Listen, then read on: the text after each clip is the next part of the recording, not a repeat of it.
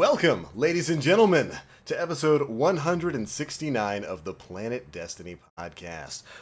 169, good number. You know it's going to be a good episode. Starting off with the numericals all in place. We are back on a very, very important week of Destiny. It is the Forsaken Drop Week.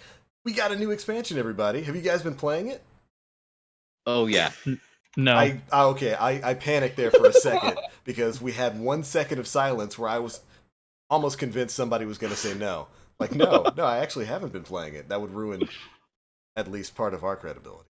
Been playing Fortnite. Yeah. Oh, man, Fortnite just had a new map come out. It's great, dog. Great. Final Fantasy 14, got a new patch coming in. Now, certainly nothing to talk about with Destiny, right, this week? No. Not at all. I hear Spider-Man came out. That game Spider-Man is legit, man. pretty good. Is this about to be a Spider-Man podcast? I think so. I mean, it can be. I got it as well, and I've been torn between two lovers. Oh, tell us about all the sultry details, Nim. Well, on one side, I have one that's just pulling me in, right? Yeah. But then on the other side, I got my Forsaken Bay just like clawing down my back. So it's kind of like, It's a real Mary Jane and Gwen Stacy issue. Oh man, you don't know who to pick. I don't know about Gwen. I'd say the more redhead. Anyways, or the black. That's right. That's Felicia Hardy. I feel sad about Gwen. She dies sometimes in dumb ways. Yeah, or she comes back as a Spider-Man. As anyways, Spider-Man, or better than Mary Jane, coming back as clone Mary Jane, then melts on her wedding day. Oh my God, the references keep going. We're gonna keep going, man. Spider-Man. So Destiny, right? Yeah, Destiny totally does. Destiny. Destiny exists. It is a pretty important week within the world of Destiny. Forsaken has dropped, new expansions live. We've had several days to play it. And I don't think it's any stretch to say that everybody here probably has some pretty good things to say about the Forsaken expansion. Before we get into that, we should probably present our new co-host to the audience. Hey, man. Yes. Been here the entire time. What are you talking about? So, unfortunately, we did say goodbye to Mega Maga Witch last week. Love that guy. However, we replaced with somebody far better. Oh my God. Far better. Right. Long gone are the days of salt. And now we bring in Mr. Aura over to the Planet Destiny podcast. How's it going, bud? It's going really well. Thank you guys for bringing me on the team. I'm really excited. Dude, good to have you, man.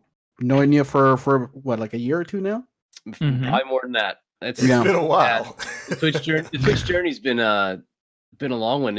We're coming up on 3 years. I've been on the platform in November, and I've known you guys for at least a year and a half now, maybe even 2 years at this point. Yeah. So it's been a while. It's been a while.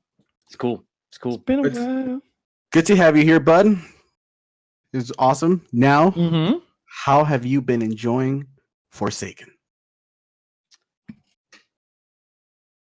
It's like Game of the Year 2018 for me. Game of the year.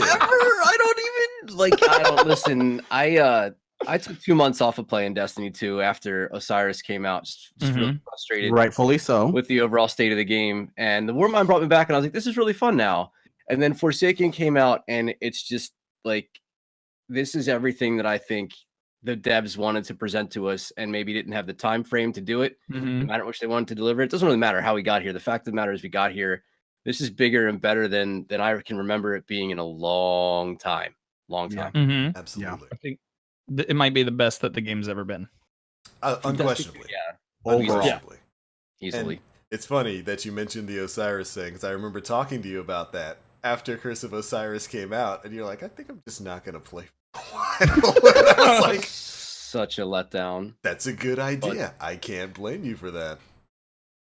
But so good. It's good. What a difference it makes.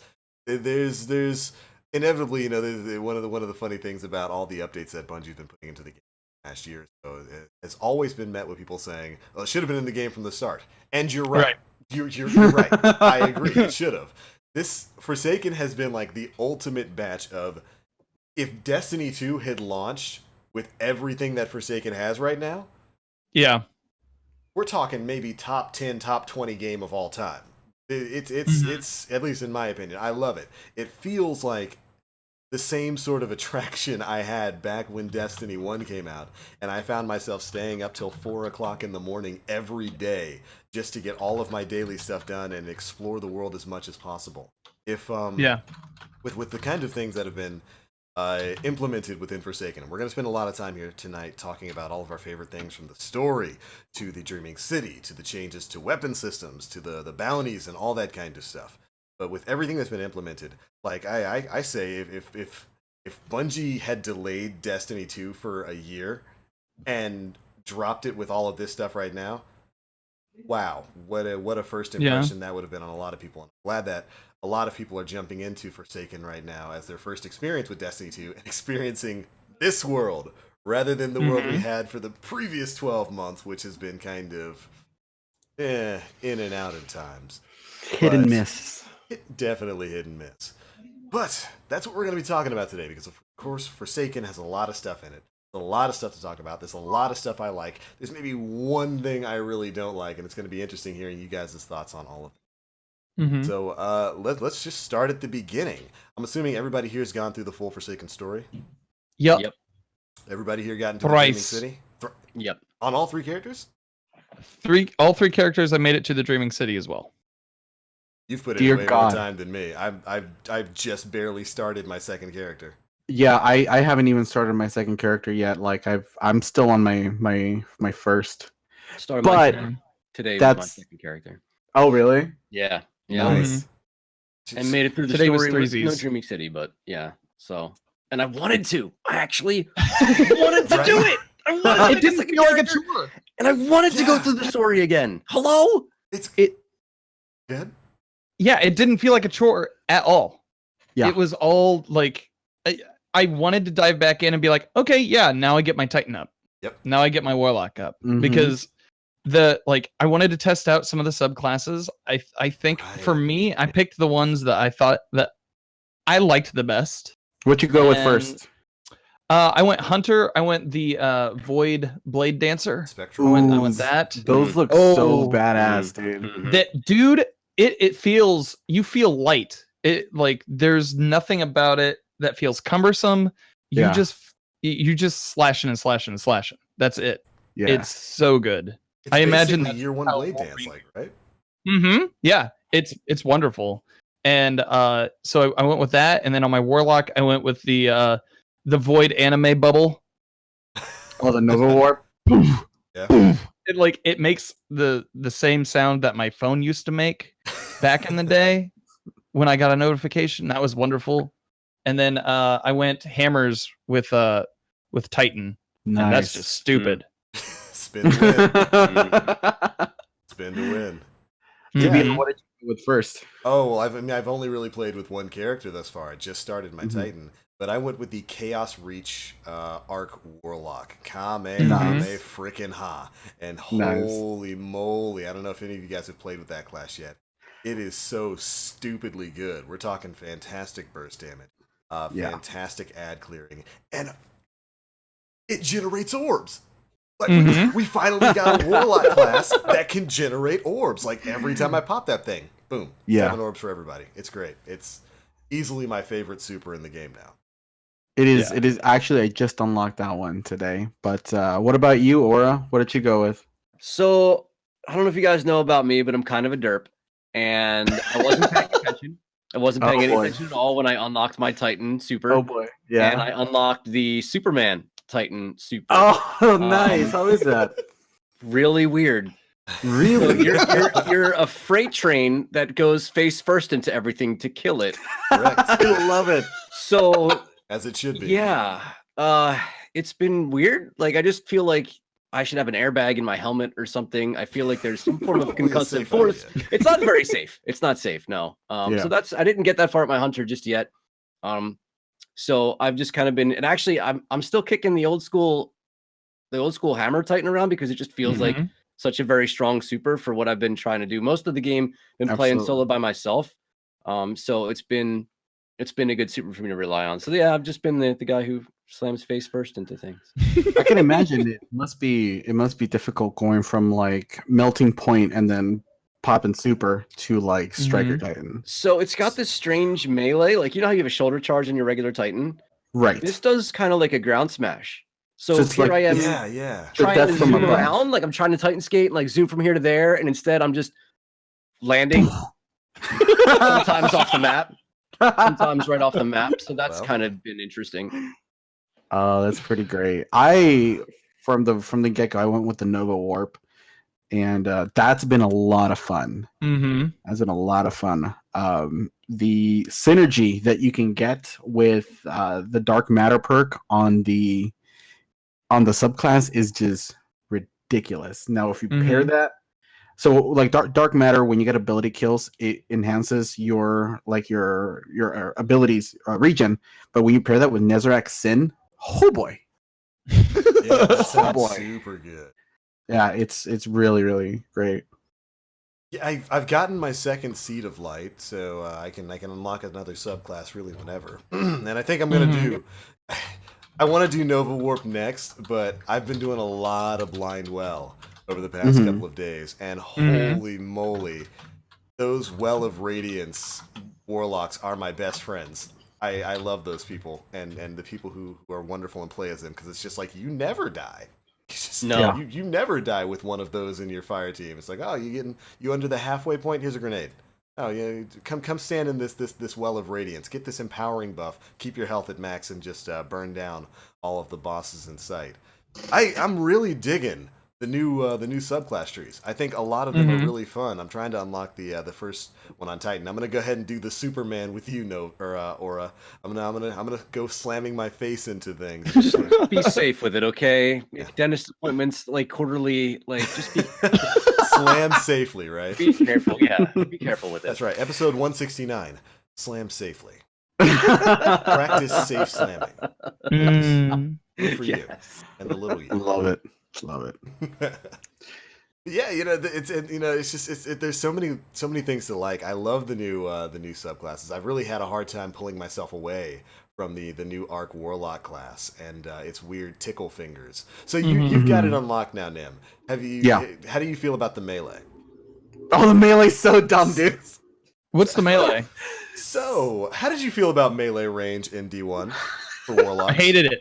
For Hated it. Stormcallers? For Stormcallers. You mean getting hit in the tower when I was on the moon? Yes. Yeah, I Hated wasn't a it. fan. Yeah, Now I wasn't can a hit you fan. in the tower from the Dreadnought.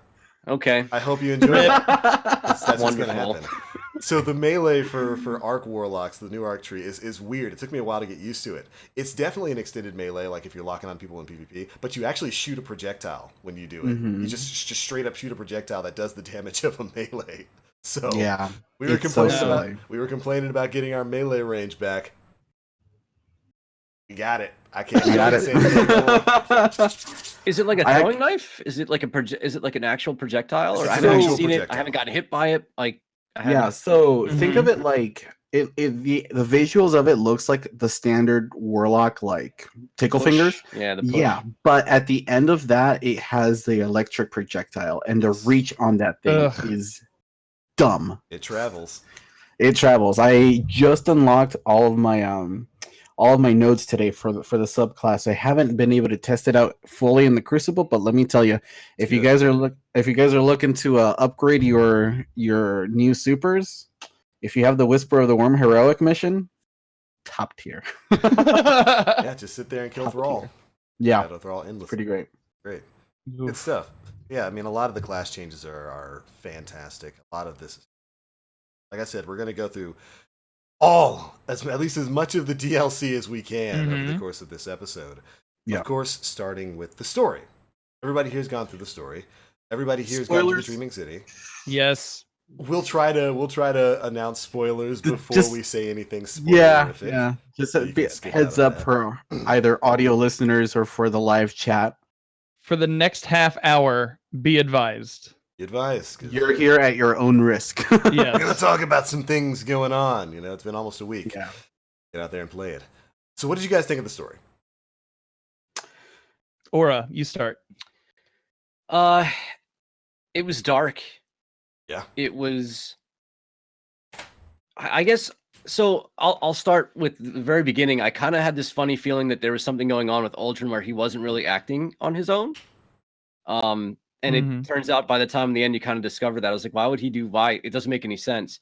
So you kind of get the idea, like as it moves along, like, all right, maybe there's something else at work here. But Yeah. I really felt like the story was kind of amazing, especially when you compare it to all of the story that we've gone through, especially going back to Destiny 1 with the stranger who's like, I gotta leave now. Okay, bye. Here's my gun. Later. Mhm. So like Time to this explain. this had so much more depth to it and character development. You know, we got to see Ultra on a level that I don't think we got to see before. The Barons were pretty incredible, and the different mechanics that were involved in all of them, and their voice Right. talking smack to you the Yeah, entire all time. throughout So their missions. It's great. there's so much depth to the story. I really have to give hats off to Bungie and the development team for it because it really was magnificent. Yeah. Yeah, I would definitely agree. There's a lot more life to this DLC. Way Mhm. more so than what we got in like Warmind. Way more so than what we got in Curse of Osiris. And Way more than that. way more than that. We actually got characters in this who actually have personalities and stuff. You get a much better feel for Aldrin, who he is, over the course of this. Petra, the spider, is probably one of my favorite characters now. Mhm. I love the idea of this just fat mafia don laying out in the tangled shore, just saying, hey, you want to move any contraband in and out of here, you go through me. It's cool. He's an interesting character. And the Barons themselves are really interesting characters. A lot of us have had the chance to go through the lore of some of them. Some of the lore behind the Barons is really, really interesting stuff. You should definitely go look it up. And you get an actual vibe for their different personalities through the missions here, whether it's the the trickster dropping exotics everywhere and thinking you're gonna grab that. By the way, have you guys done the Warden of Nothing strike? Yes, best Yes. strike hands down in the game. That is probably the best strike in the game now for the references back to D1. And, it is a little reference to a Baron towards the end of that. That is kind of hilarious, opening that chest. That was funny. But, all of these characters, they have a more real feel to them than a lot of the other characters that we've gotten within Destiny, like Osiris, like even Anna, who was pretty one-dimensional throughout the Warmind campaign. All the 4 missions that you actually get to speak with her on. Mhm. These characters feel a lot. They have a lot more depth. You get to see some different shades of Petra. You get to see a lot of different shades of Aldrin throughout this story here, and I think Bungie did a pretty good job with that. This is probably some of the better storytelling that Destiny has had. And in terms of a campaign, I put the Forsaken campaign up there with like the Taken King, where it was just a pretty satisfying, I think tale. I think that it definitely surpassed the Taken King. You think so? Oh yeah, 100%. Because I mean, even like with Taken King, like we had missions that go hunt down like the shadows of Oryx and stuff like that, and then you lead up to it. There was still just a lot of like blank spots. And a lot of those missions felt like filler until like you actually got to take down Oryx in Regicide. But with Forsaken, there's a clear pathway and there's clear characters, and everything is there, and like you understand it, and the way they approached Aldrin and the Barons and your Guardians in the Vanguard have probably shown the most emotion that we've ever seen them through the franchise. Yeah. I think they hit it out of the park with Forsaken. I think they did fantastic. It feels like actual stakes. Mm-hmm. It feels Yeah. like throughout the entire thing, like you're slowly watching, like the first mission you see the mascot of the game rip it. That's like Walt Disney murdering Mickey Mouse. You know what I mean? Yeah. Mm-hmm. And so like you see him eat it. How did you guys like Nolan North's performance? I thought it was I awesome. thought he was great. Yeah. I almost couldn't tell a difference. There were a couple of times here and there where it kind of took me out, but for the amount of time that he's on screen, it didn't ruin anything for me. Yeah. Right. But yeah, so you're seeing the mascot of the campaign of the entire game go down in flames, and you're watching the progression into madness of a character that we already maybe didn't like from the first one. Kind Mhm. of, yeah. But the story actually made you feel for him in a way, or at least I felt for him in a way. I Mhm. don't know. I could be on the Especially wrong towards side. the end. And Yeah. when you get into the Dreaming City and you start finding some of the lore bits that are around there, you get a much bigger picture of what was going on with Uldren, and you do realize that, yeah, you can kind of feel for the guy. He was being strung along in a pretty unfortunate way. Mm-hmm. I mean, yeah, but the dude didn't show any remorse at the end when you're holding a gun to his face. So like, I was like, all right, dude. Well, Yeah. blam. There we go. Yeah.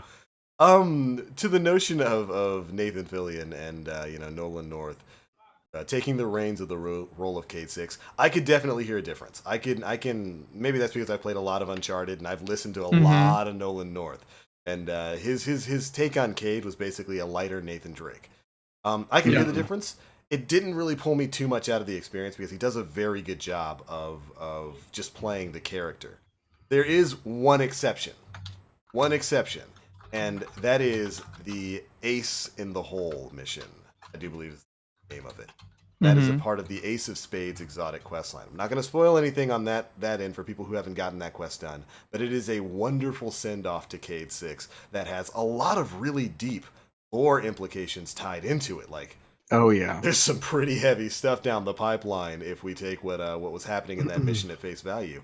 I Mhm. really feel like that mission should have been voiced by Nathan. Mhm. And if you haven't done it yet, like, you'll probably think the same thing when you go in there and you listen to some of the audio logs, because it is Yeah. kind of Cayde's farewell. And I wish that was done by Nathan Fillion, but I Yeah. understand What why can you do? it's not. And Nolan North did a stand up job of playing the character of Cayde 6 and doing him some real justice throughout Forsaken. Did good work. Absolutely. The one thing that stood out to me is, especially when it comes to campaign of Destiny Past, was I didn't get XP locked out of continuing the story. Right. I didn't have to stop the narrative mid-narrative and go learn about Savathan for 45 minutes and then come back and try and pick up the narrative where I left off. And That's a good point. The really good adventures were actually in line with the story, Mm-hmm. which I got so frustrated in Destiny 1 and in Destiny 2 when I'm like doing the story and I got to be level 18 if I want to go play this mission. Yep. So let me take a break for the next day while I try and figure out how to get there quickly to continue on. And that didn't happen here. And I just thank you, for the love of everything. Thank you so much for not breaking us up as we were going through this experience and letting us have the entirety of it. It was so important. That's actually such an important point, because that is something that just rips people right out of the narrative gameplay. It's when you're going through, you're getting into a story, you're like, oh man, what happens next? Are we getting ready to go take down? We just took like Crota's essence and his soul, and we're gonna go sneak into the Ascendant realm, and then I can't do this until I'm 3 levels higher, so I got to go stop doing what I want to do, the story, and go do public events or something like that and level myself up. And that's absolutely not the case with Forsaken. It's funny you mentioned that. As I was leveling my Titan, I figured I'd treat it like, I do with normal Destiny 2 expansions. I'm done with the story on my main character. I'm starting my side characters. Rather than just jumping into the story, I'm going to go level up to max level. Then I'll do the story and make, best use of any of the powerful rewards that drop from there. So I was just like putting myself through public events. And I got to like level 33 before I was like, screw it, this is just taking too long. Jumped into the story, and immediately I'm getting level ups because they give you plenty of experience in the Tangled Shore. Like you're not going to hit a level wall for most things within there. And I was like, well, this is way better than just running public events in the EDZ. What in the world was I doing? And so I really identify with that, and that's a really important point.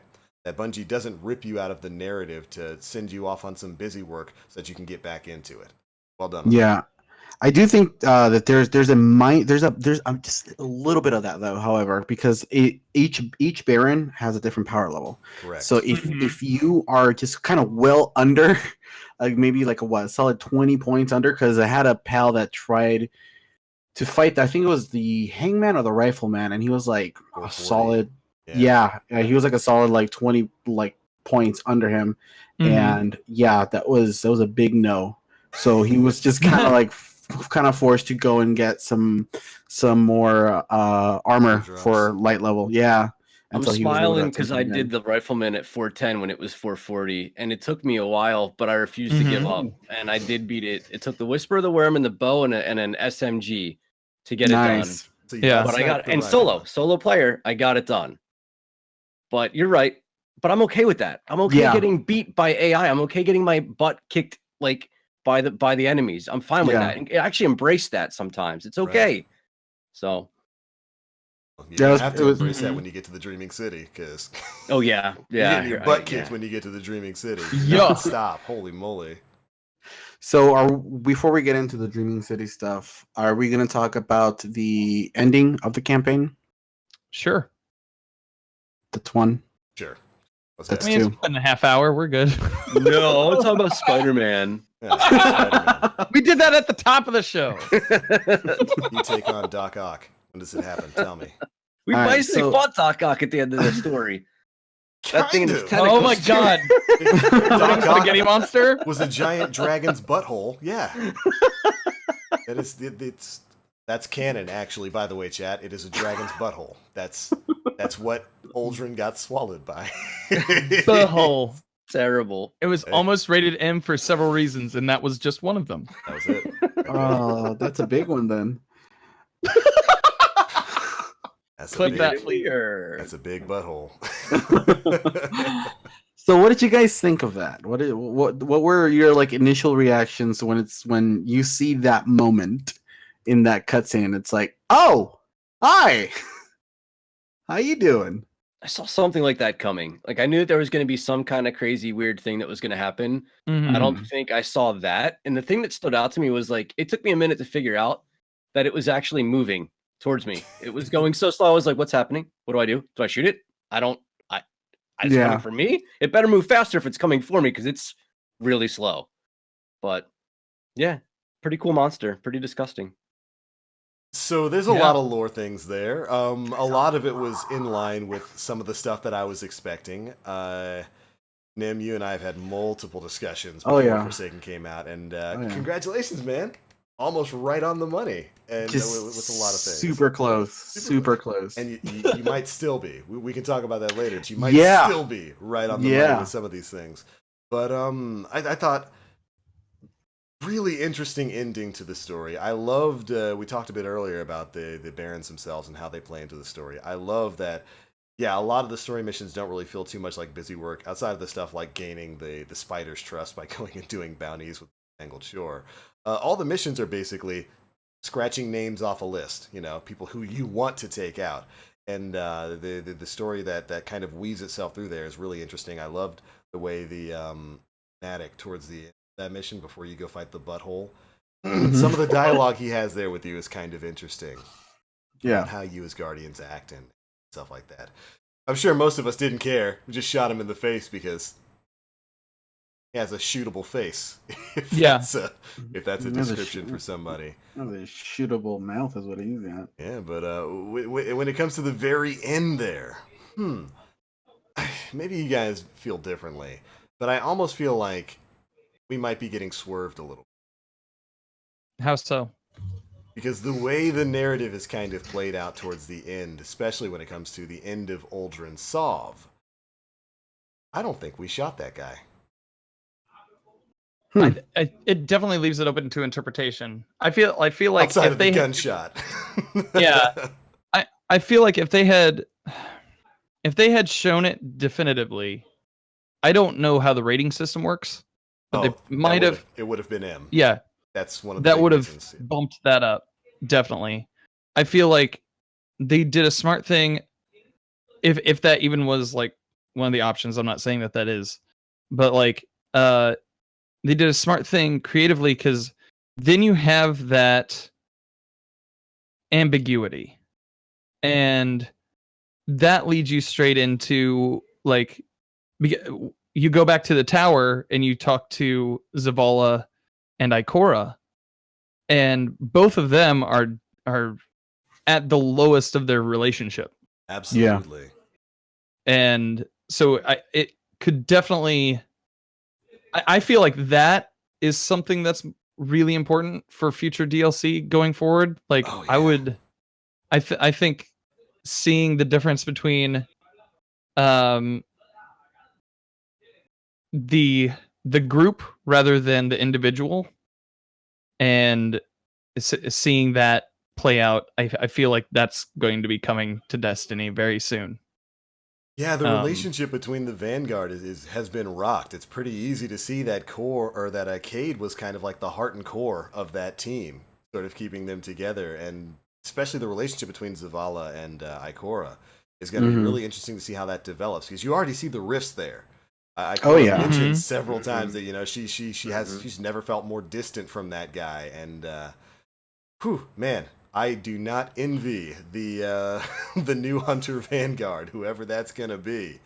yeah. But yeah, that's gonna be really interesting down the road to see how they develop that. Whether we're gonna be getting it in the content releases that are coming on later this year and then starting in next year, or if that's gonna be developed on free. I don't know, but interesting narrative threads. It would be Mhm. interesting to see a world of Guardians with a broken Vanguard. Mm-hmm. Because, I mean, clearly we see, as you mentioned, Ikora and Zavala are at their most distant right now when it comes to seeing eye to eye. You know, Zavala is very much focused on the traveler in the city. Meanwhile, Ikora, she was like, yeah, no, we're going to go to the reef and they're going to get, Merc. We're gonna they're murder gonna get We are faces. catch going some to L's. Merc. Yeah. So with that spot open, like it would be interesting to see, like, at some point in the future, just to like not have a Vanguard. Yeah. Yeah. Have everybody Well, go their separate ways. This leaves an opportunity for possibly the factions to come in. Oh no. Mm. Like The with a monarchy fractured coming Vanguard. in again. Yeah, with a fractured Vanguard, you could definitely see them moving into something along those lines. But Yeah. I mean, that's me like thinking. That's exactly I don't know. what a lot of the factions have wanted, within the lore. Mhm. And now there's no Mhm. speaker. The Vanguard is kind of showing some signs of fracturing. Mhm. Yeah. It's the Empire Strikes Back all over again. Kind of, yeah, kind of. But interesting. It's interesting stuff there. And I think overall everybody here likes the story. Yeah. Mhm. Pretty good. Yeah, it was great. Thumbs up. It was great. All right, so what do we move on to next? Talk a little bit about that there, Dreaming City. Yeah. Ooh, yeah. I like the Dreaming City. I absolutely am in love with that world space. I have spent basically every day since my 9-hour live stream on Tuesday exploring the Dreaming City, and I'm still finding new stuff. I'm still finding different nooks and crannies and secrets held within. There's Mhm. so much stuff to do in there outside of the public events and the patrol missions. Which, by the way, whoever's idea it was to have actual awoken soldiers be the public, like the patrol mission beacons, like you just go and talk to them and they give you your mission. That person, bravo, fantastic job for immersion there. It feels like a big living world space with that, and Yeah. I haven't found myself bored in there yet. There's so many different things to do. There's so much stuff to check out. The different lost sectors, the Ascendant challenges, which, by the way, Nim, holy moly, the Ascendant challenges. Have you done those yet? I actually did the guide for the crystal one for the channel. Man, that was some like blood pumping, like near heart attack inducing like experiences that I've had in Destiny. Because I went in there super low Yep. power level, but in terms of the visual design and the audio design in the man. Ascendant realm, between when you're having the abyssal champion spawn and thumping and running close to you, oh my god, it was one of the best experiences I've had in Destiny in a long That's time. incredible. Okay, so Yeah. so Dan, Aura, have you guys done the Ascendant challenge yet? I haven't even touched. I've gotten to the Dreaming City. Haven't Mhm. even touched it outside of a public event. You haven't seen it. Really? Oh, dude. I kind of don't want to spoil it for you then. Yeah. Because I want you to be terrified and like running and screaming like the smallest I'll child still be ever. terrified. It's fine. Okay, well, Aura, have you done the Ascendant challenge? I've seen it. I haven't done it. I've spent a decent amount of time, probably about an hour and a half, running around the Dreaming City, kind of getting a feel for the layout and getting lost, and still trying like so. So you've got the what is it? The tattered shoreline, tattered coast, whatever. The really Tangled Shore. yeah, Tangled Shore. So you got that, and it's dark, and it's broken up, and it's beaten, and it's blown up, and you've got the Dreaming City, and I've never seen such a it's not black and white, but there's such a stark difference between the Yeah. design of each one. They are so incredibly different that in and of itself was enough for just me to be like I don't even have to move around. I just want to stand here and try and Right? take in everything from a view Yeah. perspective. So, like again, this expansion, this DLC was so huge. I there's so much I have yet to discover.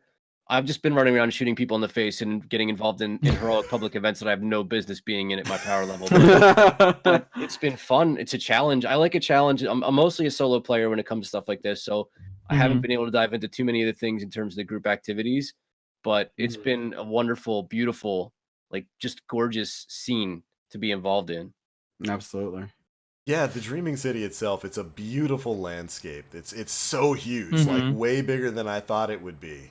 And just every bit of the art design in there, I absolutely love. I love the looks of the cathedrals. I love the looks of the blind well in that area. I love the outside look, the shores, the music in there. Have you guys just sat back and listened to the music that plays in there? Like, this is the type of high fantasy we were promised back when we were first seeing Destiny 1 at E3 in 2013, and that we got little bits and hints of throughout the original Destiny, and not enough of in D2 until now. I just love sitting in the Dreaming City, like you said, or I can just sit there, watch the skybox, watch the rolling horizons and whatnot.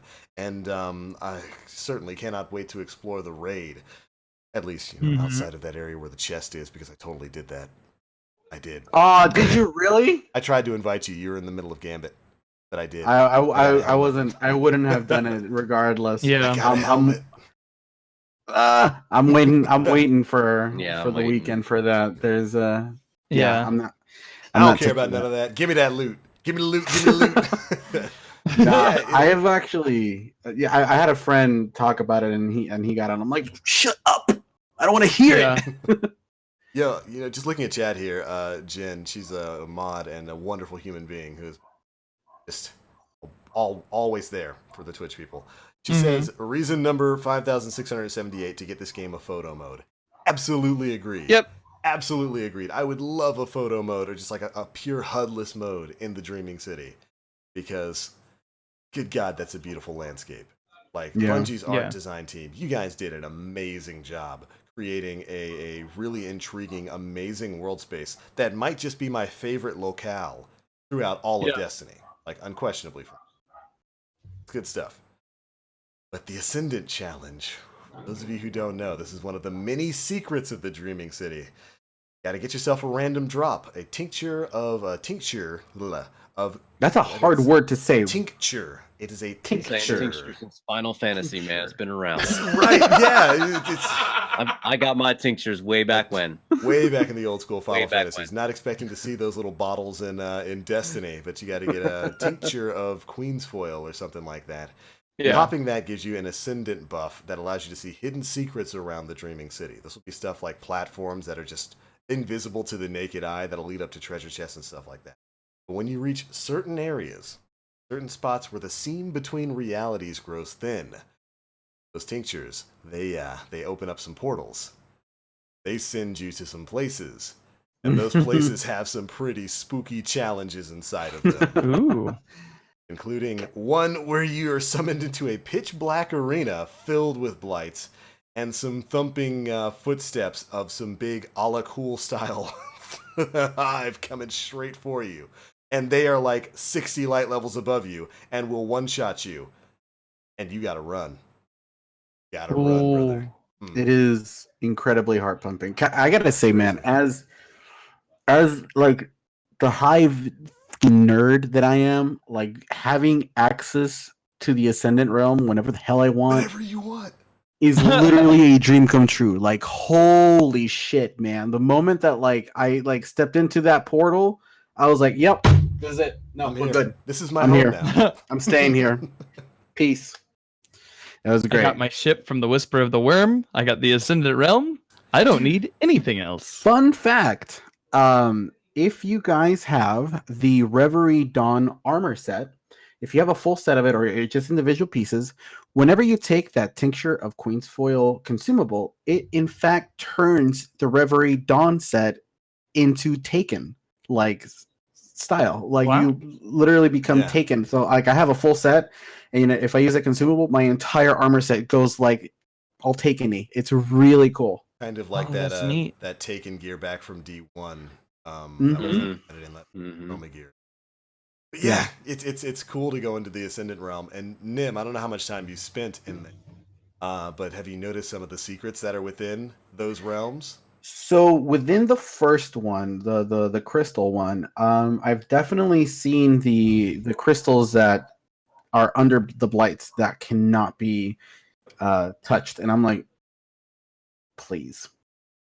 Did you know that Toland is What to do? also in those? Of course I Yeah! did, TBL. Remember the first time I hopped in there, and I'm just like, what in the world is this nonsense? And like, I just see little Toland off in a distance judging me.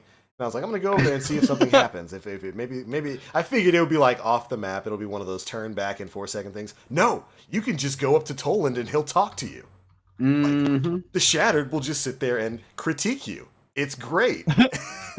It's little stuff like that little secrets and nods like that are just absolutely abundant within the Dreaming City, and it's really making me enjoy all of my time in there. There's all kinds of stuff in this world space. If you haven't gotten to it yet, I hope we're not like driving you crazy with some of this talk, but get through the story, get to the Dreaming City, enjoy that world space. It's literally the best thing in the game right now. Can I just say that the line that Tolan says when you first meet him, when you're in the Ascendant Realm, where he Might to be asks your you, Virgil. "Am I to be your Virgil?" Oh, yeah. Like, that was such a fantastic line. Oh, Dante's that was Inferno, so baby. good. Yup, that was so good. Yeah. Yeah, I geeked out something fierce, man. Which, by the way, I guess that's a bit of a spoiler. Yeah, if you've done the mission to get into the Dreaming City, remember that ball of light that showed you where to go? That's Toland the Shattered. Yep. Huge lore bomb. That's Yep. yeah, you Yeah. know Bad Juju? Yeah, that's that guy. That's him. That dude. Oh man, this We met. We there's met. We so many talked. things. Yeah, We he spoke. said mean He was like, things. "You totally shouldn't be here. You're playing right into our hands. It's probably bad, dude. You probably should stop right now." And I was like, "Nah, You dude, want I'm a just gonna beer? go in here. It's gonna go in here." And You want a beer? I like how he was like critiquing you during that, but also showing you where to go, like making sure that you were safely guided across the map. Good guy, Yeah. Tolan. He's like he's like that crotchety old man down the street who says mean things to you, but really has a heart of gold. Yeah, if you go Yeah. outside, he'll give you money and stuff. Yeah. There's so much stuff to love within the Dreaming City. Yeah. and, There's a lot. I can spend my time Um, there. Absolutely. Have you guys? Dan, you said you haven't really made it any further into the Dreaming City. So I've gotten to Petra, and I've gotten a couple of the Thanks. bounties, Mhm. and I did I did the public event that takes place. It's near her location. I did Yeah. that public event. In the and- Strand. Yes, it almost kicked my ass completely, but there Oh, were a yeah. couple of wonderful guardians there. I made it into the blind well, and my current light level on all my characters are around 500, so that did not go well. And other than that, I haven't really jumped around and tried going for all of it. I've just been focusing on getting all my characters up to 50 and 500.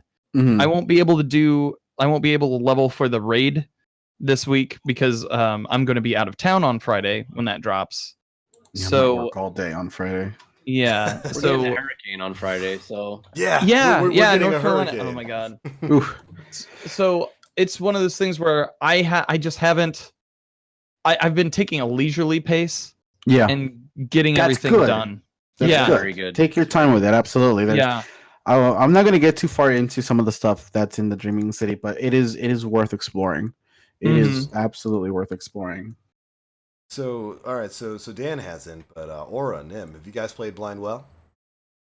I No. actually No. just got I just did a today. That's where I got my my Seed of Light. I'm trying to do the raid on Friday, so my main focus once I got to Dreaming City was like, all right, if it's not going to give me power, I'm not super interested at this moment in time. I need to be out, and especially since I picked Face Smashing Titan for super, not really I don't think that's going to be like the go-to like super for a Titan for the raid. So I don't think anyway. It's pure speculation, but so my main focus has been the power level grind. As soon as I got to Dreaming City, did a couple of public events, looked around, was like, this is really neat. It's my second character.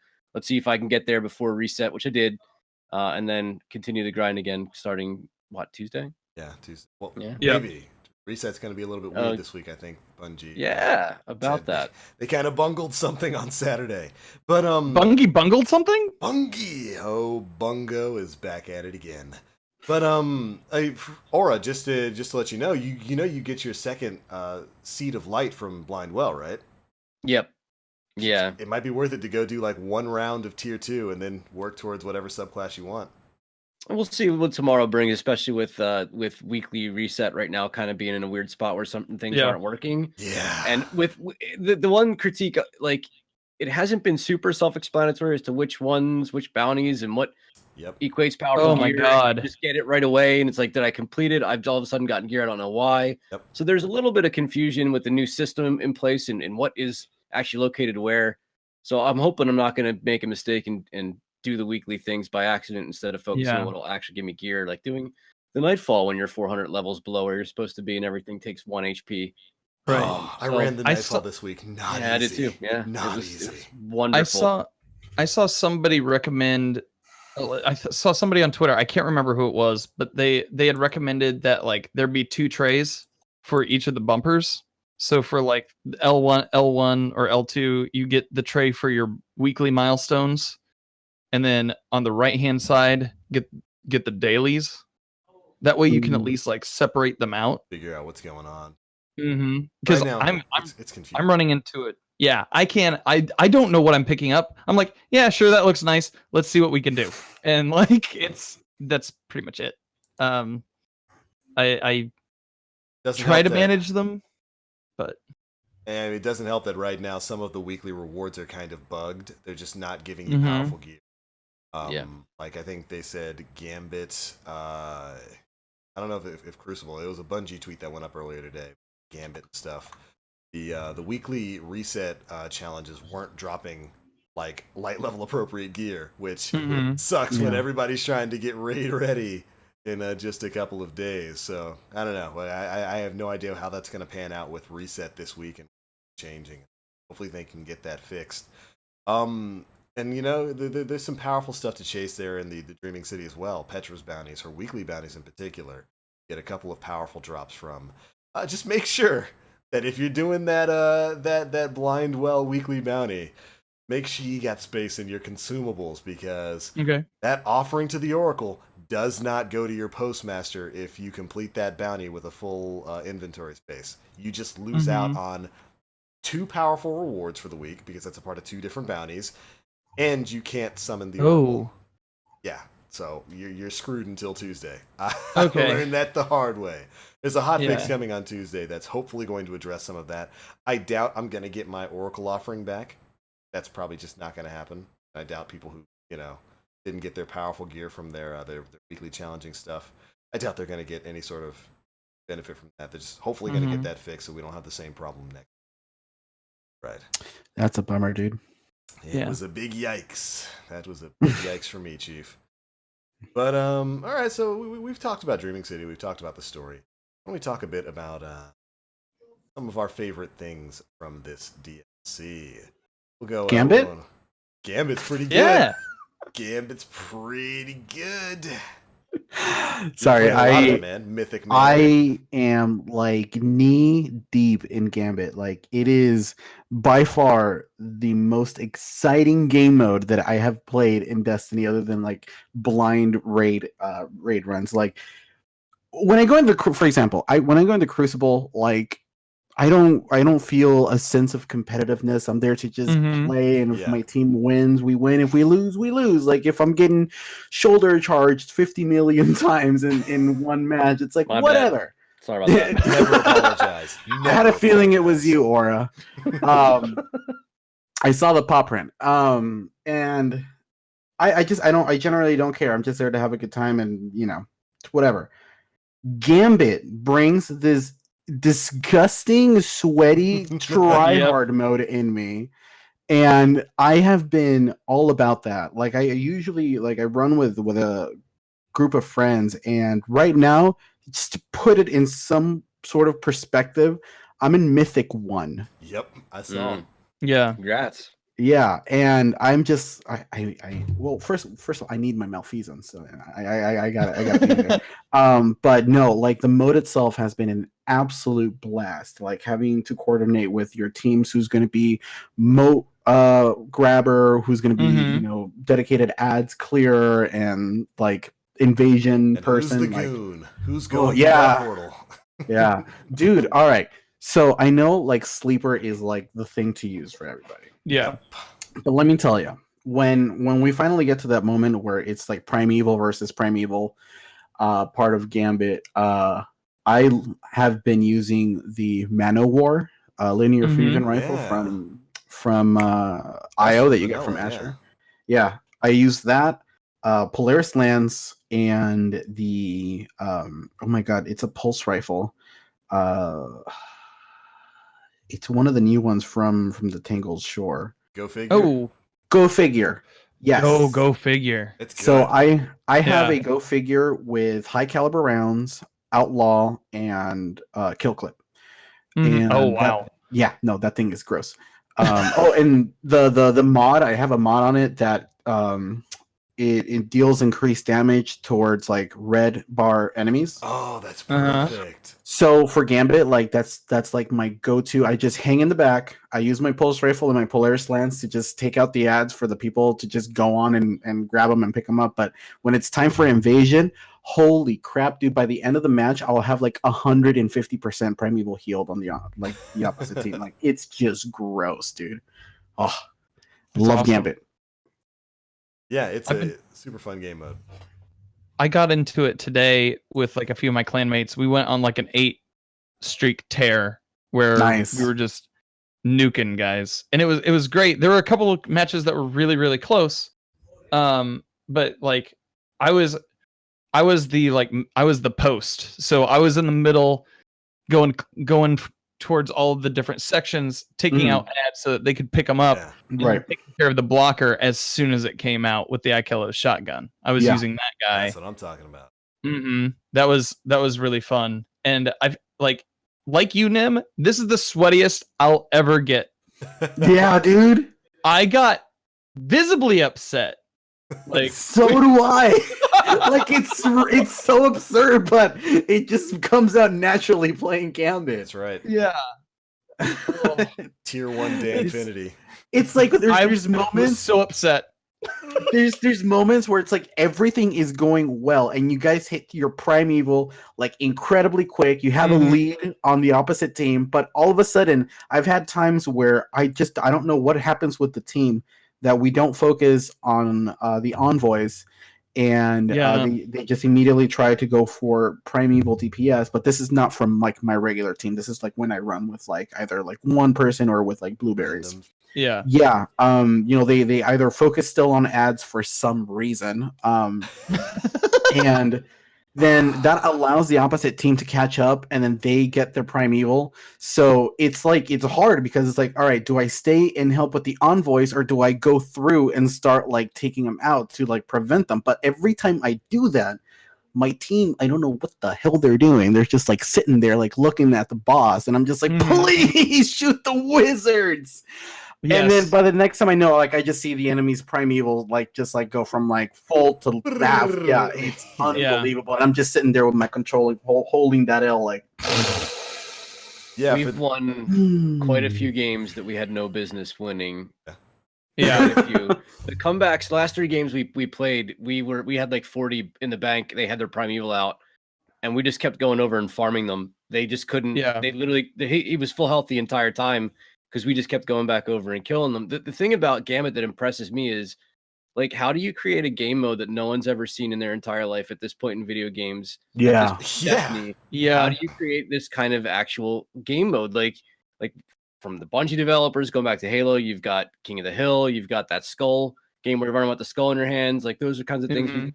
Like they're gonna probably go like, no, I've never seen anything remotely like Gambit Yeah. that Yeah. puts together the PvE sweats, and you damn well know that there's some PvP gods who are like, I can't wait to get over there and ruin people. Yeah. Oh, Brings them all together in one environment. It's wild to me. It's so impressive. It's just been nothing but impressive to me. It's pretty wonderful. It's the best Yeah. game mode I think Bungie has ever created, certainly within the Destiny franchise. Mhm. It is Mhm. it's an absolute joy to play. Except for those times where you get those blueberries, those Solo rando queue's tough. teammates. Solo queue, if you're not in with the team and communicating, it's a Yeah. tough game Yeah. to play. Those guys. I man. I was trying to. Oh, sorry. Go ahead. Oh, go ahead. No, I was just gonna say I was trying to just complete like the bounties, so I went in by Mhm. myself, and the first match that they put me in is in a match that's already begun and it's losing already, and when I look at the roster, it's just me. Oh, Yeah, no. it's a 1v4, and then I'm like, oh, cool. But then I focus on who's actually on the opposite side of the team, and then I see Cheriona and Gathalion, no. and I was like, oh, all right, I'm not gonna win this. This is what's happening right now. And I ended up getting teammates in the end, but it was literally just it was too far gone already. The match was too Mhm. yeah, it was nuts. Yeah, matchmaking is definitely weird. I did know Yeah. about Gathalion. I consider that a win. Did you clip it? Huh? Did you clip it? I think so. About to say, Or picks I can make just happen, like fam. I can just go back through his stream and like see his reaction when I know it. But yeah, no, it was rough, dude. yeah. Yeah, I've gone up I'm- against Datto and Triple. Oh, That's not God. fun. Oh God. Enjoy Yeah, that that's West not You have Coast the worst matchmaking. luck. Yeah. Yeah, that was rough. Did you experience any of the boot and then the temporary ban? Because that's Yes. plagued, No. Yeah. plagued Mhm. my teammates and I are trying to get we're having a really good time too. The thing about it, like, it's not only is it frustrating, but it's kind of a buzzkill, especially if you are like just vibing with your teammates, having a fun time, laughing. Buddy gets DC'd. You want to rejoin the session in progress? Sure, can't do it. You've got banned because you've left the game. Like, no, dude, like I got Like, booted. you Yeah. literally, and the booting seems to be more frequent. Like this It seems to be is. like something Yeah. within the back end of Bungie and the matchmaking, and there's something going on, whether it's coding or whatnot, that's causing more DCs than you'd see in a regular, whether it be strikes, whether it be raids, whether it be Crucible. It's happening more often in this specific game mode than anywhere else. Yeah. Mhm. Yeah, it really has been. I got a small ban because I was booted and I was like, oh, this is cool. This is neat.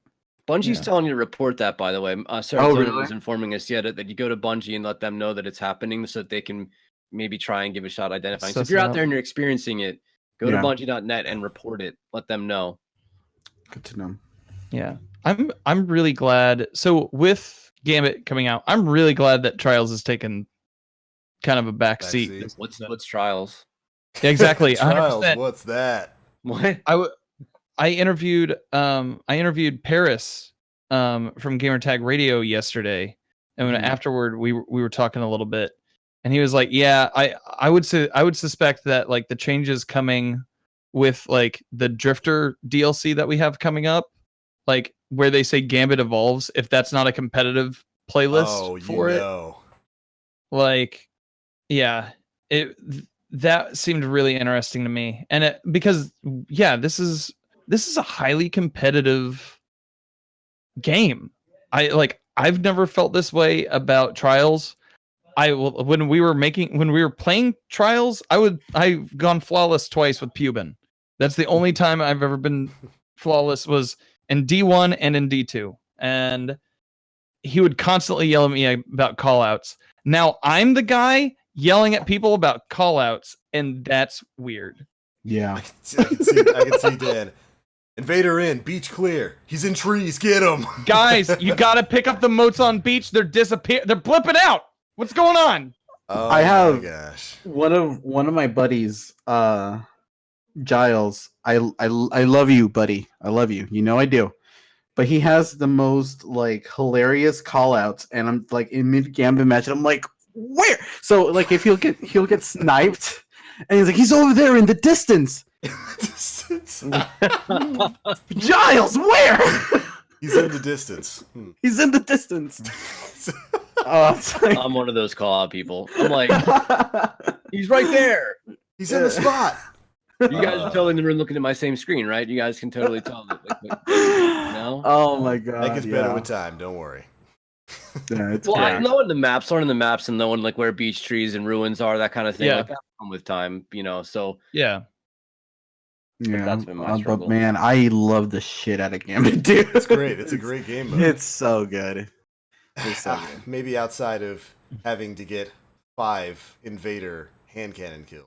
It's a Yeah. wonderful that game went mode. way Easy easier than I thought peasy. it was going to. I had Easy no peasy. issue doing that at all. Nope, I me neither. I think kept when did you getting get it invaded done? by a bad player. I got it done the first day. That's why. That's why it was easy. well- I got mine done the first day too, and it was super simple. Everybody else I've tried to help get it done in more recent days, nightmare. I think it depends on who's Really? invading. Like our invaders for that night, they weren't very good. I think that played into the part of it Yeah. too. Like they couldn't really hit much of anything, so it was relatively easy to get the rest of that done. When you get invaded by a good player, whether they keep their distance with a sleeper or a sniper, or they can push with a super or shoddy, it becomes much more difficult, especially if they're fast. Fast players cause a lot of hectic problems in there.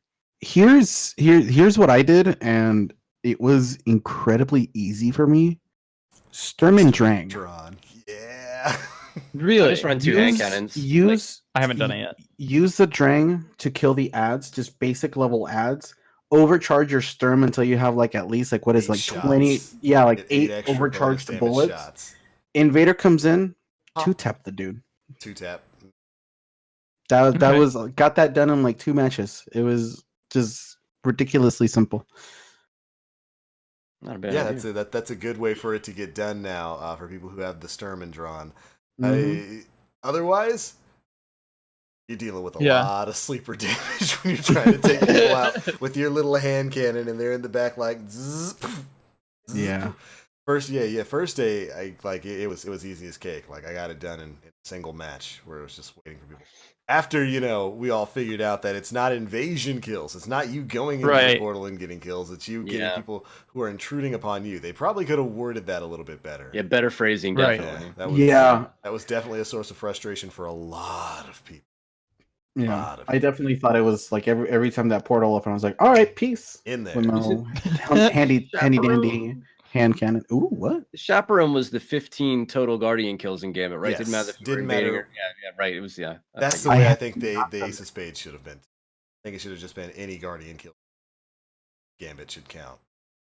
I have not done Chaperone yet. How is Really? that? super easy. Yeah, Yeah, it's an super- easy quest. especially all three like all three archetypes. Mhm. Just don't lose and don't die, and you'll be fine. Simple as that. Just don't fine. die. Yeah.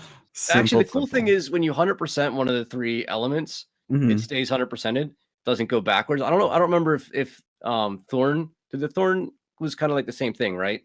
You had to get void kills and kills moved it forward and deaths moved Deaths it moved it backwards. back. Yeah. Yeah. So this moves it backwards, but once you're at 100%, it's locked. You don't It have to worry stays about there. that Okay. again. I And you don't can remember get if to that it was really the case. quickly. I mean, like what, maybe 5-6 games, if that. Hammer It took me Titan less played than that. hard. It Yeah, was like 2, maybe 3 games, and I was done. I think the gun element counts too. So It does. abilities and yeah, so I was using one of each different type. It was just I'm a derp. But if you actually focus on one, it's probably easier to do. Yeah. It was yeah. Chaperone is a pretty easy quest. First step's like just get 20 shotgun kills. Just go be an 8. Oh God, Just go be that's an 8 in it's PvP. just so stupid easy. Yeah, and then like get your ability kill. Well, not ability, elemental kills. And it's Right, just 15 elemental. kills in Gambit. That's it. Way easier than the D1 Chaperone quest, and it's a pretty good shotgun. It's pretty good. I did a little bit of a mini review for it over on the PD channel. And Aura, how much Chaperone have you used? Well, I haven't even fired a shot of it. Okay, The power level dropped at the same level as my current kinetic weapon right. because it was my Mhm. highest power level weapon. So I haven't really even gone after many exotics because they're not going to help my power level grind. So I didn't use the Chaperone in Destiny 1. I was a fusion rifle guy in Destiny 1. Ooh. I'm not going to use it in Destiny 2. Yeah. So it's just going to sit like right in this. I can say I have it. You know what I mean? It's going to sit. Yeah. Yeah. Just notch it off the belt. Yeah. It has its place. The Roadborne perk, it comes with maxed out range. It's the highest range shotgun in the game. The Roadborne perk pushes that range out to absolutely ridiculous levels. Like levels no shotgun has any business getting a hit at. But So it's a Call of Duty like KSG. kind of. It's like they took Shot Package, rolled it into Rangefinder, and just shoved it into the Chaperone. Oh, that's But- neat. If you're not getting your precision shots, you're gonna get destroyed with the Chaperone Right. out Mhm. there. And You miss completely, right? It's complete whiff if you don't hit it. I mean, if you hit a body shot, if you hit a one thing, body but- shot, you can two-tap Yeah. people with it, or maybe transition into a melee if you're fast enough. But with other people running around with their shotguns, their body shots one-shot kill you. Right. Yours doesn't one-shot kill them. So it can be very frustrating if you're somebody who's used to just placing that, that spread shot center mass to ensure that one-shot kill. The Chaperone's going to be a really rough transition. But if you're somebody like Shake from Destiny Funpo, if you're somebody like Cammy Cakes, and you're capable of consistently landing that headshot, there's a couple clips in that review video I put up. This thing cross maps. It is an absolutely ridiculous shotgun, and I've gotten some pretty angry responses for some of the kills that I've gotten with it. It's a little ludicrous. It's definitely it's definitely a high skill weapon. It takes a very, very good shot to make do with it. You might be better off with just some of the other high range shotguns that are out there in the game right now, but it feels good to land that precision shot every now and again. Mm, It feels really good. Good that's stuff. awesome. So has anybody gotten any of the new exotics? Yes. No, not one. Same. The only thing No. I've gotten is quest exotics. I'm fine with it. Yeah. Me too. Yeah. Absolutely Keep fine them with rare. the drop rate being what it is. Me That's too. cool. They're supposed to be exotic for a reason. Yeah. they're Don't supposed to give be Zer rare. any of them. I don't want to go buy it. I want to earn it. Right. Yeah. What did you get, Dan?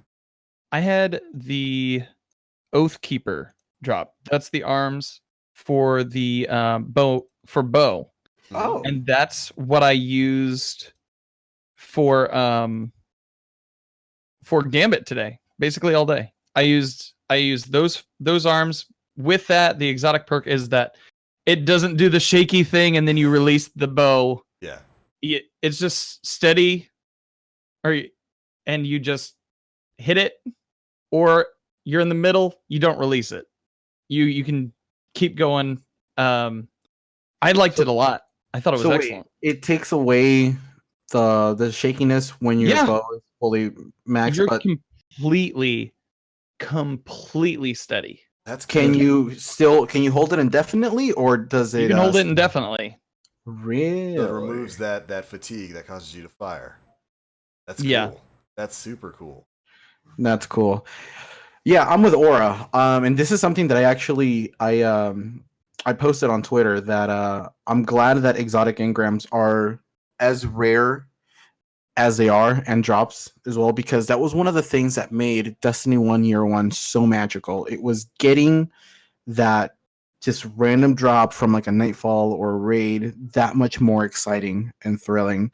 And I'm completely okay with it. I actually, in the middle of a Gambit match, I saw an exotic drop, and I nearly lost my shit because I was like, "Holy shit, it's an exotic!" But it was a Crown of Tempest. But I was like, I'll take it. It's an increase in power." But yeah, Yeah. no, I'm completely fine with them being as rare as they are, because Mhm. I mean, you don't want them to be all out in the world within like the first week of Destiny. Like, No. that's something that you want to keep coming back to and Yeah. do content and stuff like that. The only exotic they dropped for me was that bomb that they Trickster dropped. So I was like, oh my god, yo, this what's happening? Totally Yeah, legit. so, Absolutely. yeah, it was wonderful. Someone in chat recommended that there would be like having a rocket launcher that shot those exotic bombs. Oh my god. Oh, that would be that would so blow the good. entire planet, Dan. That That would be We'd all be. amazing. I don't think Exotics Spider- everywhere. Spider wouldn't be You very shoot happy somebody in about the that. crucible with that, and like they just like grab an exotic and explodes. Wait for Hold bomb this. game, dude. I guarantee you, in Crucible Labs coming up, there's gonna be a dodgeball with those There needs exotic. to be. And I'm telling you right now, they're gonna do something like that. The I system's promise you. already in place, man. Yeah, They've tested snowballs. They've tested, these crazy bombs we're carrying around now. We've even got. Hey, they you can know, bring back the SIVA charges. They could. We've got Yeah. the rifts in the Spire of Stars that you tossed, to one another. I Yeah. can see it. I could see Guardian Dodgeball being a thing. That's actually already in canon. Lord Shaxx had to play dodgeball with a bunch of kids. Great. This is true. He berated them because they were terrible.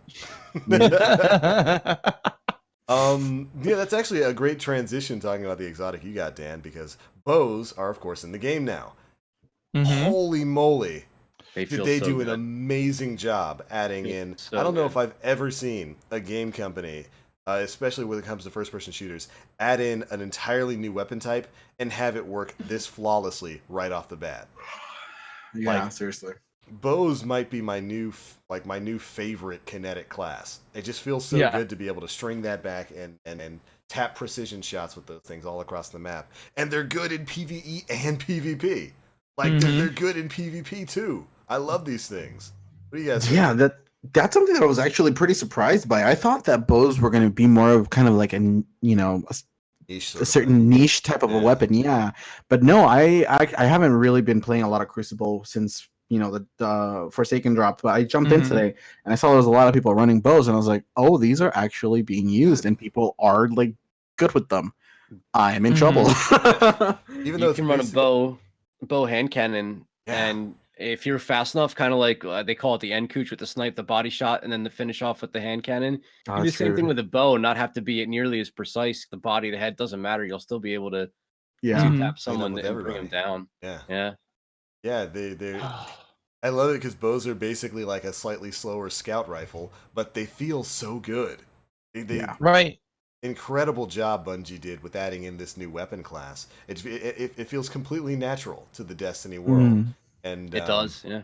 Yeah, they're probably one of my favorite classes to play with now. Love this weapon. I got a subtle calamity with Mhm. Dragonfly and Archer's Tempo, and it's so fun to use. Dragonfly, Yeah, it's really fun on a bow. good.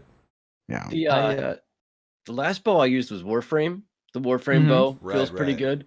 I'm not a is it Hanzo? Is that the one for Overwatch? Which Yeah. one? That's Yes. Overwatch, Yeah. right? Hanzo main. Yeah, that's what they say, right? I feel like this feels better to me than the Warframe bow. Then the Warframe bow is no slouch. Like it's a good weapon in that game. Yeah. This Right. just like where I again, how long were they working on it? Was this something they started back when Destiny 2 was first being developed? Is this something that they just started working on once Destiny 2 was finally released? Yeah. Like it Mhm. feels like they took their time putting this thing in play because I don't know that there's anything wrong with it. No, Yeah. I can't find Yeah. a flaw. They're good. They're just good. Everything feels pretty well weighted. Like when what Bungie does really well with weapons is that everything has its place and you can find your comfortability with it, right? Mhm. And like bows definitely feel light and that there is that kind of pull action.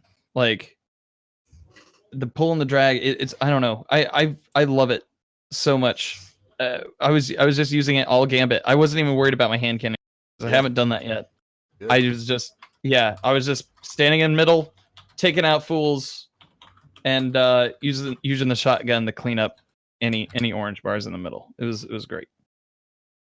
Yeah, hats off to Bungie for the fantastic work they've done. Destiny's always had some of the most satisfying shooting mechanics I think I've ever played in any shooter ever. And that's a lot of shooting game.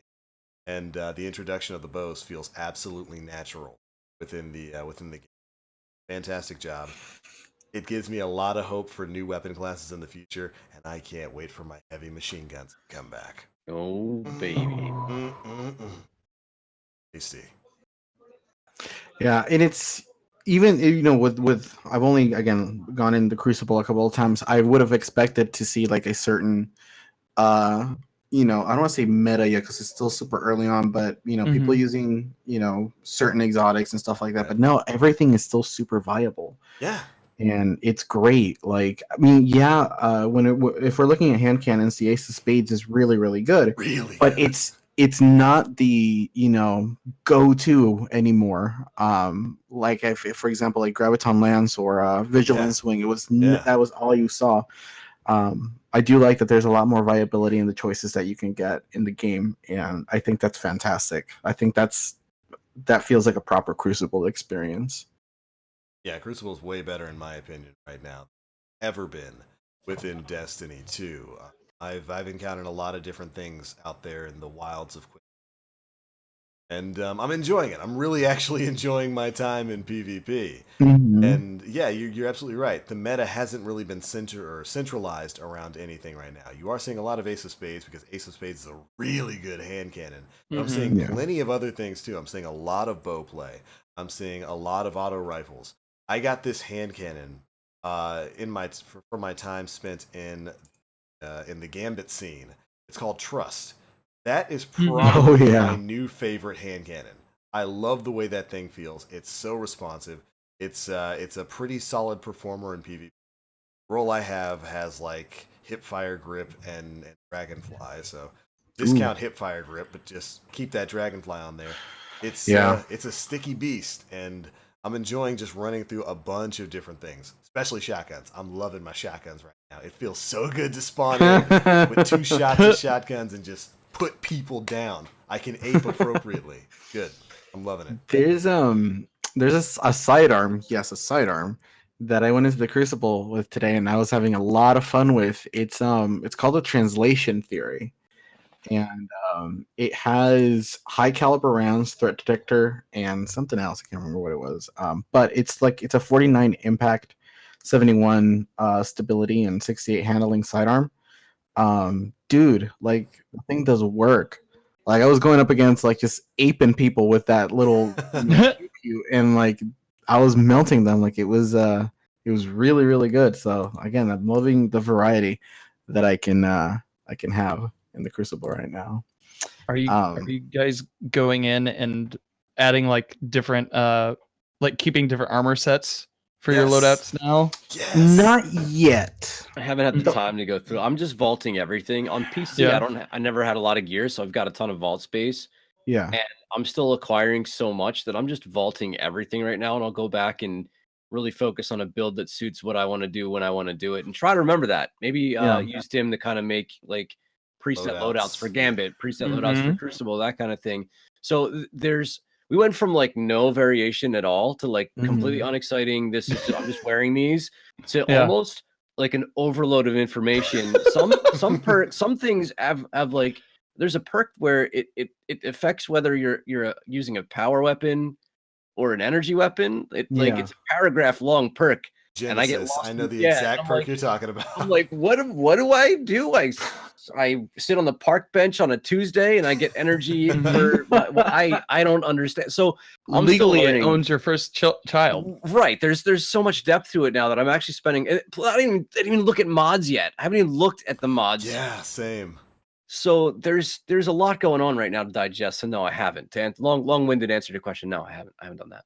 I have absolutely done it. I haven't even touched mods yet, and like that, it blows my mind that there's still an entire world of mods and mod ability effects that I can add on to some of the sets that I have. I've got an armor set for when I'm shotgun aping in PvP. I've got an armor set for my chaperone build. I've got an armor set for Gambit that is just chock full of linear fusion rifle ammo, scavenger, and reload speed buffs so that I can sleep the hell out of everybody who steps on my side of the field. It's happening. Stay mad. I love that though. This is what I missed when it came to Destiny. Yeah. I had different armor sets for different abilities and different builds in D1. I do that for basically every big game that allows me to do it, and I'm so happy that we can finally do it in Destiny 2 because some of the getting the right perk combinations on your armor makes a big difference now. Like if you're somebody who's maybe plays a lot of Gambit and you feel like you don't get a lot of special ammo drop. That was definitely me at the start of the week. I felt like I was always running out of shotgun ammo. I made an armor set that emphasized getting us green drops from enemies. I now never run out of shotgun ammo in Gambit or in PvE. It's great. I love having that kind of customization in the game. I love being able to tune my builds the way I want based on the weapons that I'm using. Feels I can't wait to get into some of the mod stuff there. I almost forgot that we have mods like Counterbalance and Icarus and stuff. Mm-hmm. Good times, man. Good times. I haven't dedicated time to to really like min max loadouts and stuff. Everything that I have right now is just kind of like as long as it has heavy ammo finder and special ammo finder, we're Mhm. good. Yeah. Because like that helps out immensely in Gambit when you just get like a random purple out of an ad and you don't have to wait for the That's heavy nice, to spawn yeah. on. Like it's super helpful. Like I love it. But something that I wanted to talk to you guys about, just kind of get your input on it and see if you guys are working towards anything in specific, is the brand new Triumphs page that we have in the game that allows you to kind of like, you know, work towards specific objectives and such. Is there anything that you guys are like tracking and, you know, trying to complete, or are you just kind of playing as you go? I'm just kind of playing as I go and enjoying seeing stuff pop up on the bottom of my screen. Right. Like, Nice. Yeah. and I'll fill that in as I go forward. I do want to get some of the titles. Mm-hmm. And I think it's cool that we can track those, and we can also track bounties or bounty. Yeah. I kind of wish we could track multiple bounties if we wanted Yeah. to, or multiple like things, but you know, I don't know the spaghetti code. Yeah. But no, I definitely want that lore title. The Chronicler. Yeah, Yeah, the absolutely. chronicler. That I- yeah, that speaks to me. Yeah, I have been working super hard to get the Gambit title under my belt. Dredging them. I am almost there. So close. I'm 7 out of 10 seals. Really? Oh wow. Yeah, Right done. on, man. All I need to do is I need to kill 4 more people that invade that are in their super, which is incredibly difficult to do. Sleeper. Sleeper. I don't want to be a Shots from scumbag. James. Be a Really? scum. Do it. You're gonna have, like, what, shotgun melee doesn't kill them, 2 shotgun melee doesn't take them out of their super, depending on what's going on. Like, Yep. Ironically enough, you know what I've used to get those kills? oh dear. Tractor cannon. Yes. Yeah. Okay, that's I think that acceptable. make people more mad than the sleeper. That's acceptable. Tractor cannon. I've actually been using that. But yeah, I'm at 6 out of 10 for those, and there's a secret triumph in there that I'm still working on. And the other one that I need is resetting my infamy once, and then I believe that would be it, and I get that crispy title, and oh my lord, I want it. It's I want it so bad. It's dredging, isn't it? Yeah. Yeah. That is Yeah. that is why I had to have it. This The is moment why you're here. the day that I booted up Forsaken and I saw that was the title that you get for that, I'm like, oh, okay. What I'm after. Yeah, there we go. I want the secret ones. Like, the other stuff didn't really interest me that much until you see all these ones like secret. And Yeah. I'm like, all right. And now I'm unlocking some of these secret ones, and Mhm. and I don't know what I did. To do it. do Yeah. it. To get it. Yeah. Yeah. Yeah. So, Have you guys seen that that one that you have to get for Gambit where you deposit all 4 of you have to deposit 15 motes at once? yeah. At once, Mhm. yeah. That is fun to do. That is fun. Gotta have a team coordinated for that. Holy moly. Yeah. That's for that one. I had my team members. I'm like, the moment I told them, the moment you get 15, go to spawn and just hide back there, and just have like some kind of sniper ready just in case if they come in. Because I was gonna be the last person who got the 15. Because if I'm gonna be out there and I have a linear fusion ready, like I'm waiting for that invader. Come on in. Come on in. Let me say hi to you. And one of my buddies managed to snipe him before I did, and we got it done. And it's the joy of sending 4 taken ogres to the other side is just, it's great. Yeah. 4 ogres. 4 ogres. Oh, that's the Like, worst. Yeah, I love the triumph system in this. That was one of my favorite things logging in on Tuesday.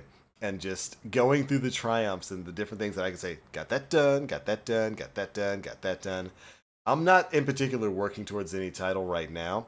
I'm just kind of completing things and every now Mhm. and again going into my triumphs and checking those off. But I am interested in getting some of that stuff done. I want to be known as the Chronicler. I got to get that title at some point in Yeah. time. So I'm going to be spending a lot of time playing some Destiny 2, which is good. That's exactly what I Mhm. wanted to see from Bungie. Give me a reason to play your game outside of the weekly milestones, and I'd say they've done that in spades.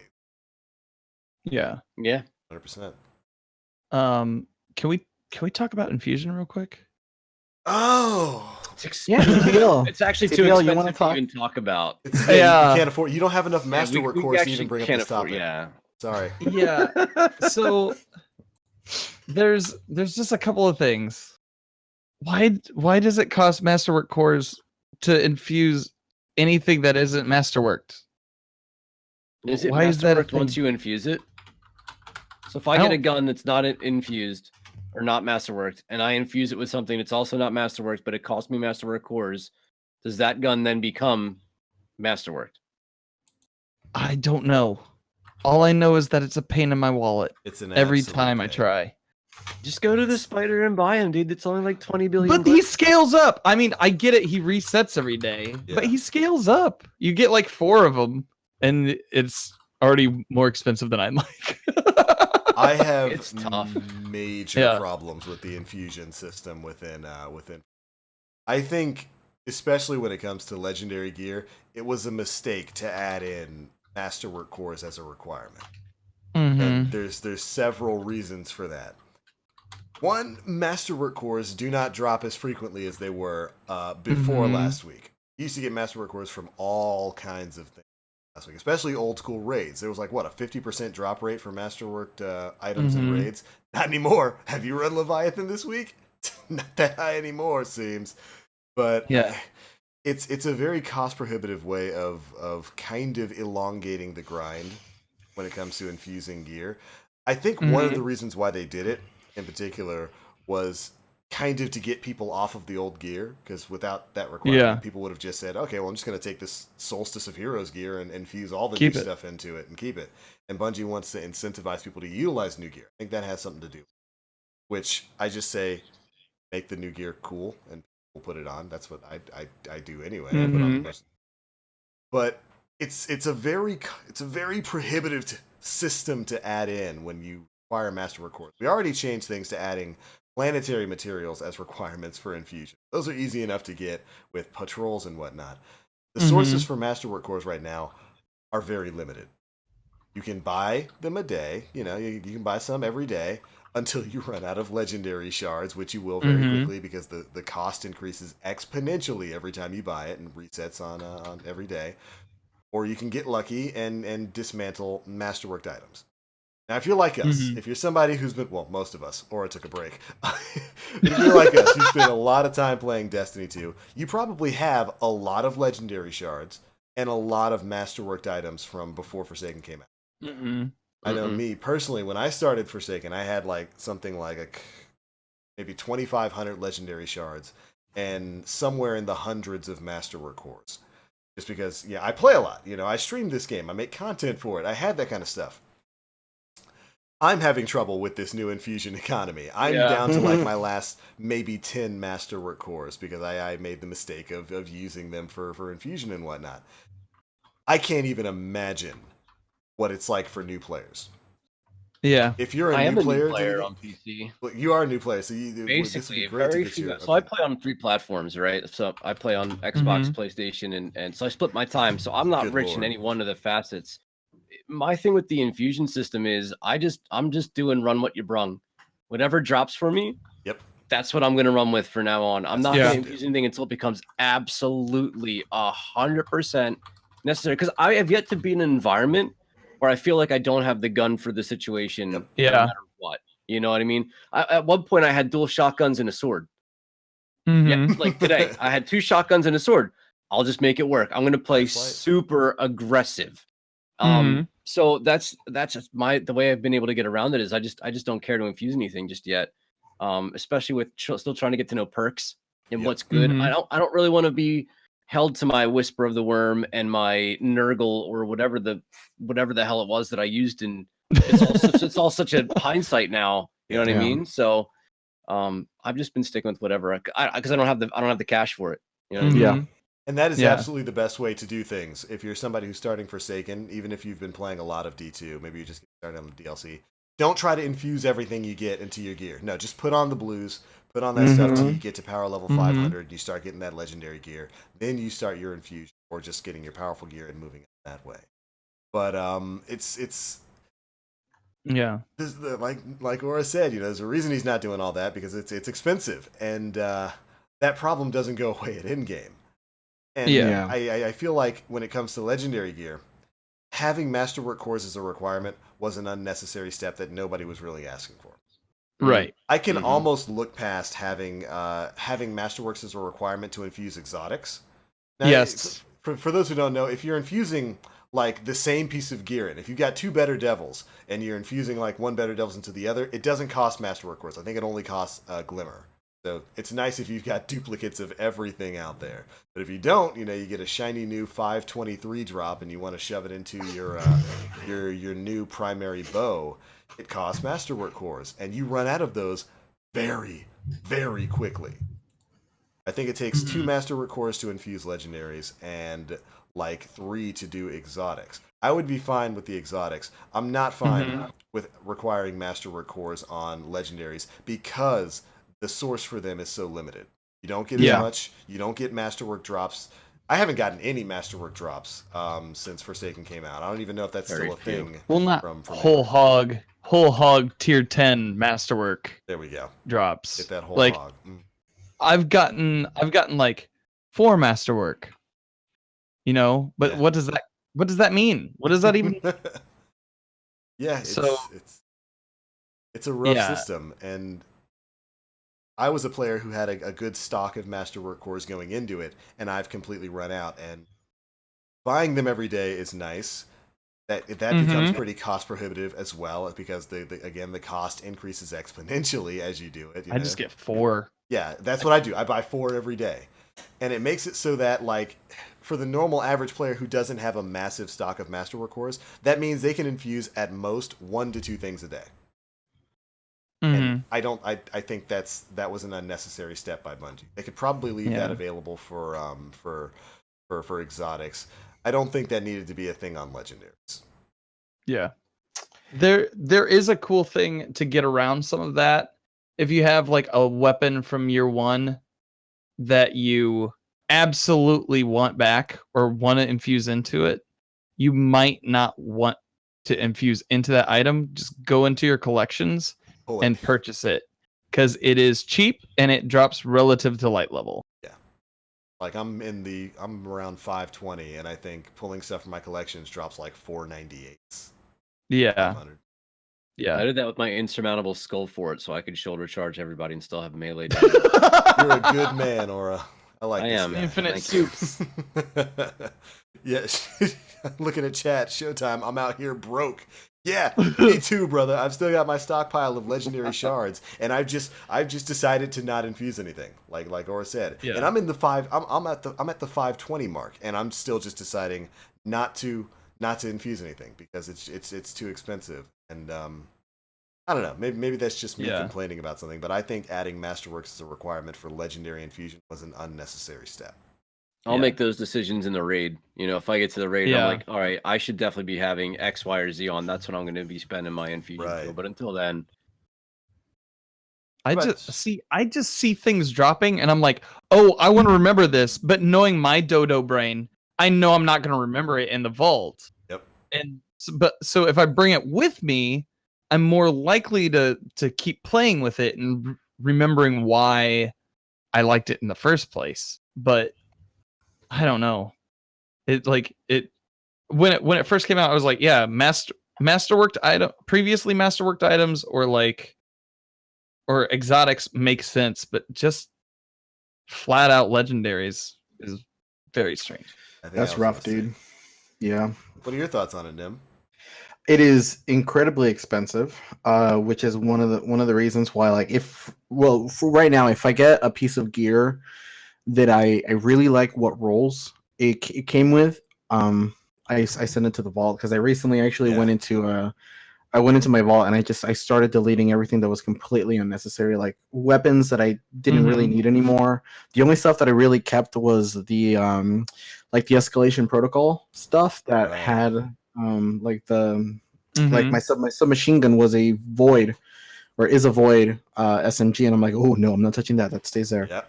Because I mean, you can pull it from the collections, but it's like it comes out at ARC, I think. Yeah. So yeah, anything that I like, I send it off. I'm gonna wait definitely further down the line to either wait until they kind of readjust the infusion and economy a little bit, or if it's gonna remain like this for the next foreseeable future, I should be sitting on a rather reliable source of infusion material, so I won't have an issue with it. But yeah, no, right now it's pretty much just like, if I get a new piece, I'll wear it. That's why if you look at my Warlock right now, I'm rocking that Shank helmet from D1, and just as a heads up, that was like my least favorite helmet in Destiny 1. Ironically enough, it's the one that I'm kind of forced to wear now. But you know, it looks good on my Warlock because this is probably the most D1 that my Warlock has ever looked in D2, so I'm completely okay with it now. But yeah, no, there's definitely stuff that I've kept to infuse later on for sure, because this is just super expensive. It's expensive. I would say out of the entirety of Forsaken, that's my one and only big complaint. Yeah. The only thing I really have a problem with is the infusion system. I feel like that was a change that didn't need to be made, and yeah, we'll see if Bungie does something with roll back on it, or if we just have to learn to accept it and maybe get some more sources for masterwork cores out there in the world besides just buying them. Hashtag get good. Hashtag get rich. That's what we need. Yeah. Well, all right, gentlemen, we got anything else to discuss when it comes to Forsaken? We have 1 to 10. Score 1 to 10. What do you rate it? What do you rate it at? 1 to 10. 10 being the best. Clarification purposes, like this is a solid 9 for me. Yeah. 9. It's a 9 for sure. I'd say I would give it 10, but I haven't played the raid yet. And infusion, and I can't give it a 10 for the infusion. Yeah. Yeah, I mean, yeah. Yeah. None too pleased with it. Yeah. Yeah. Man. That's it. That's like, in the grand scheme of things, if that's the only big complaint that I can think of, we've got ourselves a pretty good expansion on our. Hell yeah. It's solid. And again, we haven't delved into the raid and how it's going to change over the following weeks after it comes out. Like we. Yeah. Because it evolves. Yeah, exactly. So yeah, I mean, it's high up there, man. Destiny 2 is Forsaken has definitely been the pinnacle of what Destiny has ever been. Honestly, I personally believe that it could rival Age of Triumph. Of course, there are certain things that are missing from that. You know, like the modifiers and the strikes are still relatively lacking. A little sucky. But yeah, I'm hoping that's something that we'll see in the future. Get some of the mods that are the mods that are in the heroic adventures put into the strikes as well. There's no difference in rewards between the daily missions and their difficulty level and the strikes and their difficulty level, right? Like you're not going to get more. No, it's same amount of power. So what's the point in running if I'm going to run strikes, what's the difference or the reason why I'd run 500 over 400 other than trying to make it difficult for myself? There's nothing there, right? There's nothing there. I'm just making sure I'm not missing it because I saw it. And I was like, right. Okay. I think after you hit a certain threshold, the lower difficulty strikes are no longer an option for you to pick. They are not. That's correct. Once your power level gets to a certain area, you can't. But I think I still have the option between 400 and 500 right now, and I'm like, yeah, 400. Yeah, that's what we did. Yeah, I don't think there's a necessity for it right now. Well, the daily missions are the same way, and I don't think that those are going to lock you out at any point. I don't believe. I don't think so. Yeah, they haven't said anything about that, but. Yeah, I would agree with you, Nim. I think certainly Destiny 2 in its current state with Forsaken being it's only a weekend, so my opinion may change in the future. But the way I'm feeling about the game right now, this is the closest to Destiny 2 Age of Triumph to Destiny 1 Age of Triumph that Destiny 2 has ever been. Like, Yeah. I finally got that same feeling that I had back in D1, where I wanted to log in every day and I had something different to Yeah. do, something different to chase. I have absolutely found that feeling here with Forsaken, and I believe all the props in the world go to Bungie, High Moon, and all the other studios that helped to create Forsaken and the content that we're getting moving. Bravo. Visceral. Yeah, Visceral. visceral. They did a fantastic job with this expansion. I can't wait to get back on it, as soon as we're done with the show here. Yeah. Mhm. It's gotten to that point. All I do. Yeah. Absolutely. There's a couple more things I'd like to talk about before we sign out today. Spider-Man. We got the world first championship belt Mm. Yeah. in the that's- TWAB. So we all know people who are going for it, right? Yeah. Who do you want to see bring home the belt this time around? Who would you like to see? You're asking me to pick favorites from a group of my friends. Ugh. Yes. Mm-hmm.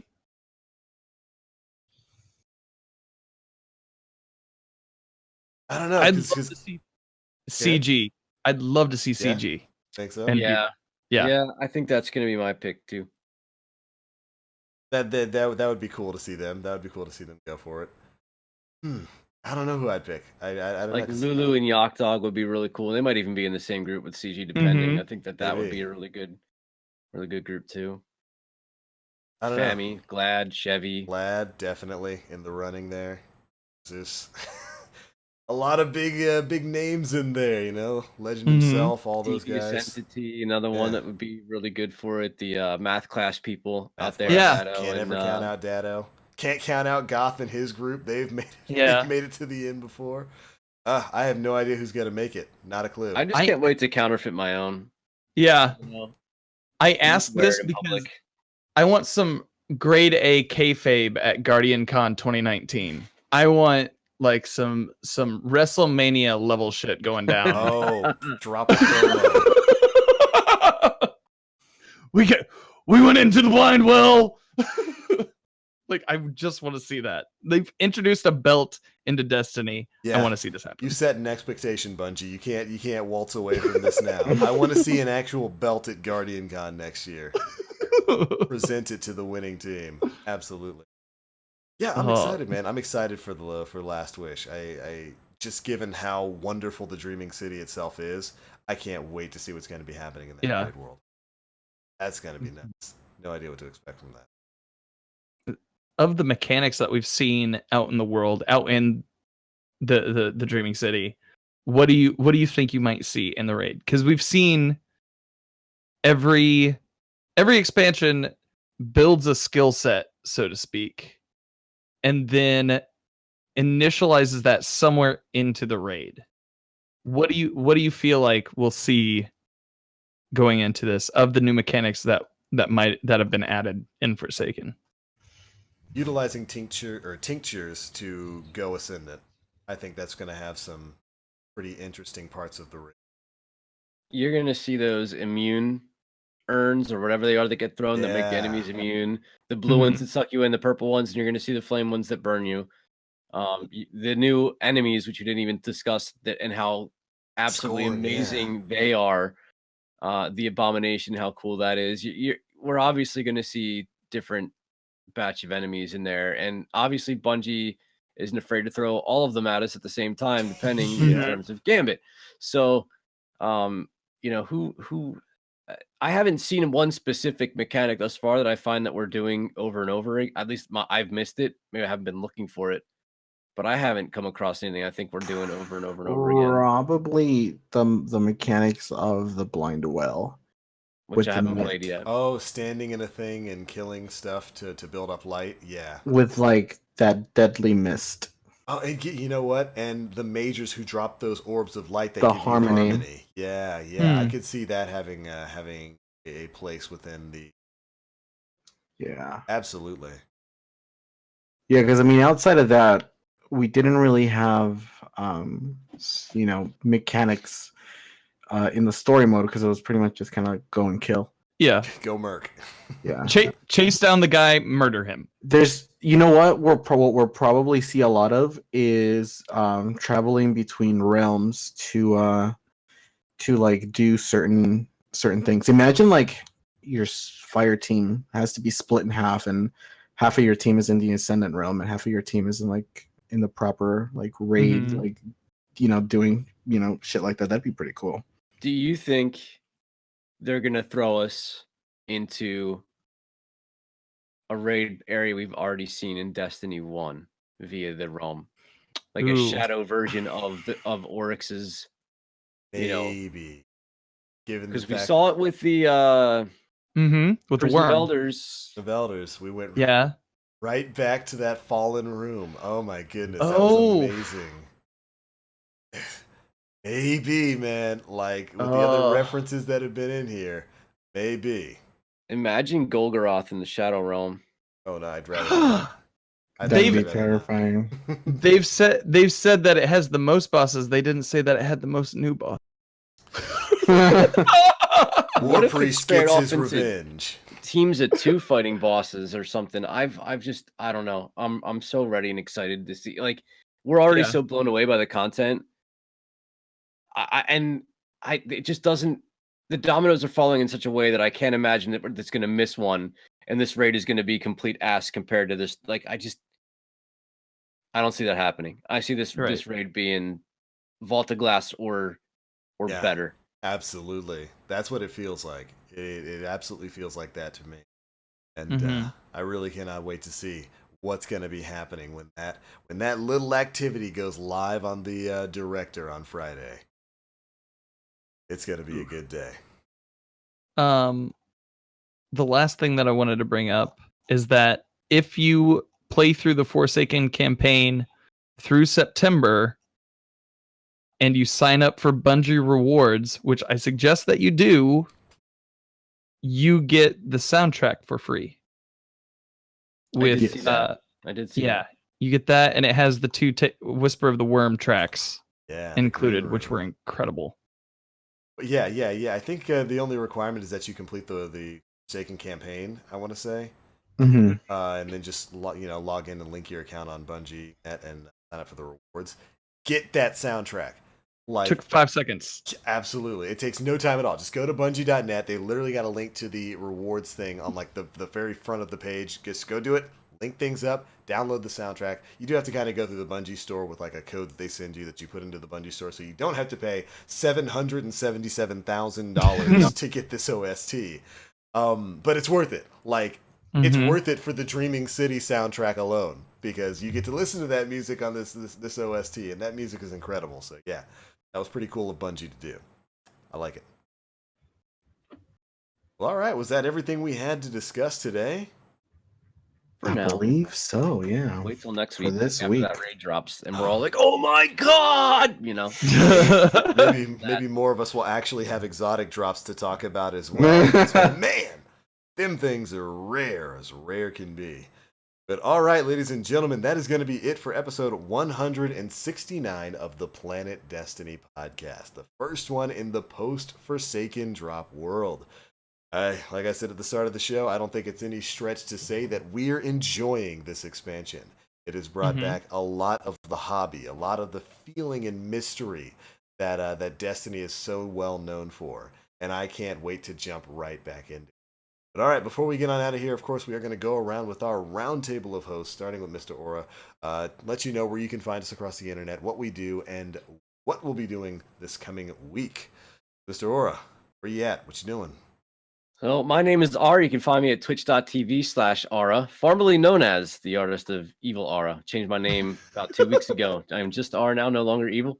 You find me at Twitter at Evil Ara on Twitter. Unfortunately, I couldn't change that. Person who has R is taken. Twitch partner, and I play an awful lot of Destiny 2 as we speak, and you can catch me getting that power level up as we try and get to raid ready by Friday. That's the goal for the week.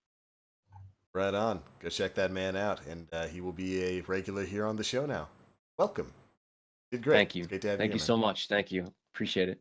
Yo, Nim, what's going on? Oh, everywhere the usual. Twitter.com/NemPlays, Twitch.tv.com/NemPlays, and over on the YouTube side of Planet Destiny as well. Sure. Are you going to change your Twitch handle to Dredgen Nem when you get that title? Please. Please. And the cogs Please. start turning. Right on. Dan. You Oh, can. Dan's is my favorite. Dan's is my Okay. All right. I'm so sorry, everyone, that you have to hear this. You can find me on Twitter at Danfinity, but the I's are L's. You can find me on Twitch, twitch.tv/Danfinity. You can also find me here on Planet_Destiny on Thursdays, mostly unless work calls me in, and then I won't be there on Thursdays. But you can also find my podcast Side Quest Sunday, which comes out every Sunday. This week we have Puff Maggie, and next week we have Fallout Plays, and we have 3 previous guests on the panel here. So check it out. Cool. What's going on? By the way, A lot of stuff. Side Quest Sunday is a great show. You should listen to it. Pretty funny. Thank you. Thank Yes. you. You're a good host. I like your stuff. I do my best. What about you, TBL? Oh, hi. My name is the Black Link. You can find me pretty much everywhere on the internet, Twitch, all those places, all at the Black Link. We're having live streams and all the usual stuff going on. Roll into another wonderful week of Destiny 2 content. Also got some guides and, reviews and stuff coming up on the Planet Destiny YouTube. Make sure you stay. But all right, ladies and gentlemen, that is it for episode 169. Yes, I know we didn't do questions this week. It's been 2 hours and I need to sleep. So hold it, chat. Hold your questions until next week. I'll answer them, I promise. Or send them on Twitter. Maybe I'll answer. Yep. That's it for this one. Thank you guys so much for tuning in. We'll catch you all next week.